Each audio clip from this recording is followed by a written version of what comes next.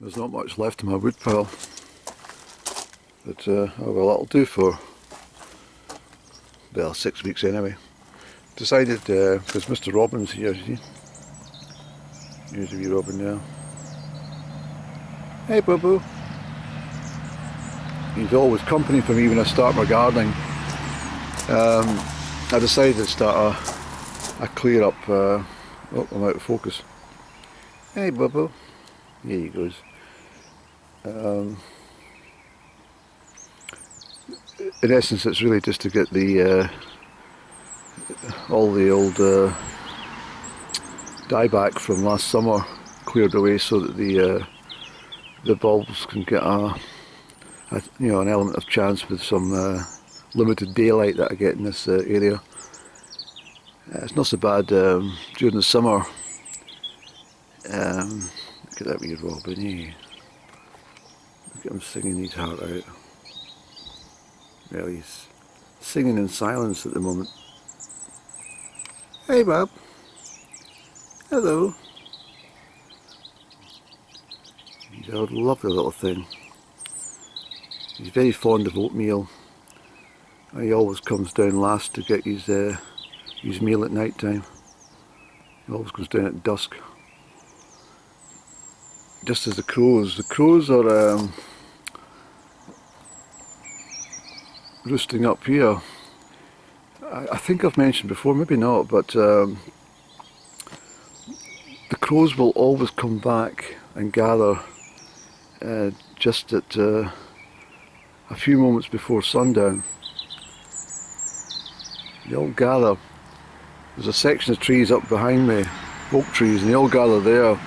And as soon as the sun goes over the horizon, doesn't matter what time of year it is, they all then descend into the overnight roost. When you get a full moon, you can hear the crows chatting away until 2 o'clock in the morning to each other.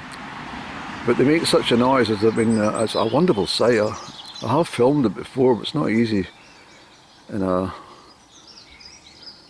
little place like this trying to film the crows in the sky. But it's literally thousands of them. They all huddle together, keep warm in the winter nights and stuff, you know. But during the summer months, they all depart for about 8 weeks, 10 weeks altogether. Not entirely sure where they go. Anyway, that's not the subject. I'll maybe come back to more stuff about the crows. Very intelligent creatures. Even when I put bread out for the crows, there's water there I put out for the birds to bathe in. Drink and bathe, you know, and I change it daily, fresh water, but the crows will come down, and if there's dry bread they will actually pick up the bread and put it in the basin of water, soak up the water and then take it away, especially during nesting time when they've got young. It's amazing to watch.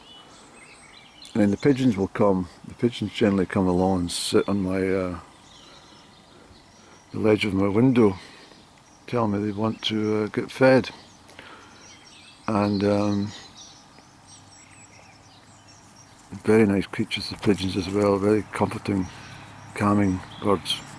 Talking about wood pigeons. And I also have many great tits, cold tits, blue tits, you name it, and they come to the back kitchen window and they actually tap on the glass to tell me that well, ask me why am I sitting drinking coffee when I should be out feeding them in the morning.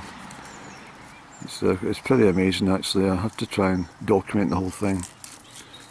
All the nest boxes have been filled during the winter months, which I'm quite pleased, not for nesting purposes, but it's somewhere where the birds can find safety.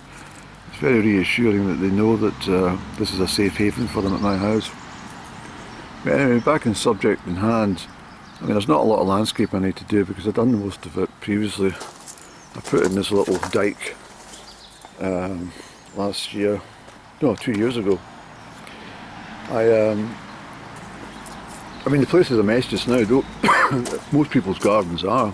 Well, some worse than others actually, especially low vibrationals. But I didn't have any motivation from the garden last year. There's too much depression. I just let the garden be itself.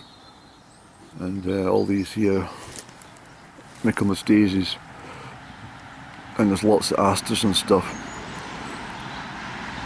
So I'll continue to clear, and then I'll put down some topsoil, and I think I've got some manure which I'll maybe put on this back area, because there's a lot of plants in there and there's not enough a lot of soil, to be honest. So I think I'll do that this week. I've got a busy week ahead. I've got to go down and collect some cash, so it's really interrupting my day.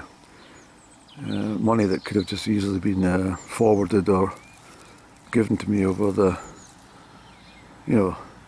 a general period over the last 9 or 10 months, but there's so much drama and fussing and hussing about it.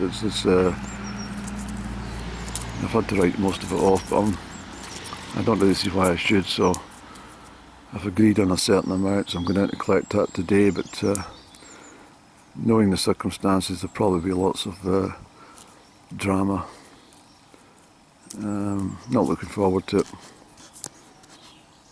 If somebody was just to return the funds in the same manner as they received them, then all would be good, but I'm quite sure there'll be lots of drama. So I'll just be in and out quick as possible. And the catkins and the hazel here they've been out for a couple of weeks already.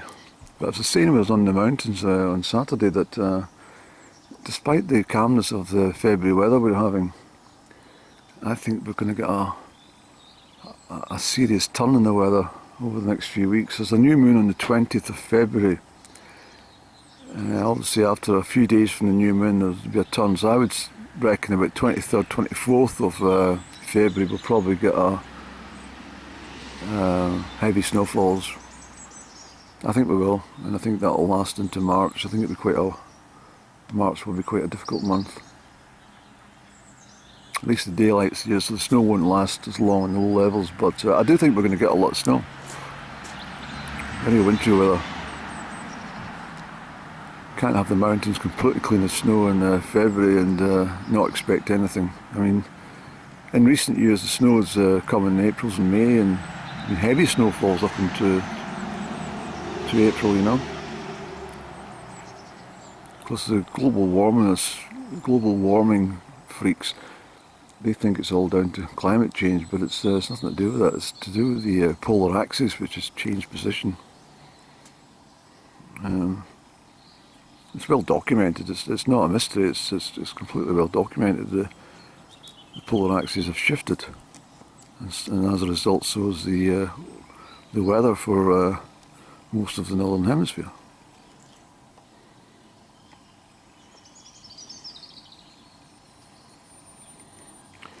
Anyway, this garden is not looking very pretty just now. It's a garden which been sleeping all winter. There's some crocuses starting to show face. The only plant I never put in my garden, regrettably, was snowdrops. I absolutely adore snowdrops. I really love them. Every year I ring the floret of the very first snowdrop I see. Because I've been travelling and not really been out and about quite so much as normal. I've been overseas basically, and come back. I've not really ventured that far on foot, so I've not actually seen any snowdrops this winter so far. I haven't rung the first floret. The ringing of the little snowdrop brings you luck. Sometimes I get down and kiss it, but when you get passing cars it's not a great idea, especially if people know you. I'll just show you this dike from the opposite side, because this grows quite high. This is the work I've just done just now.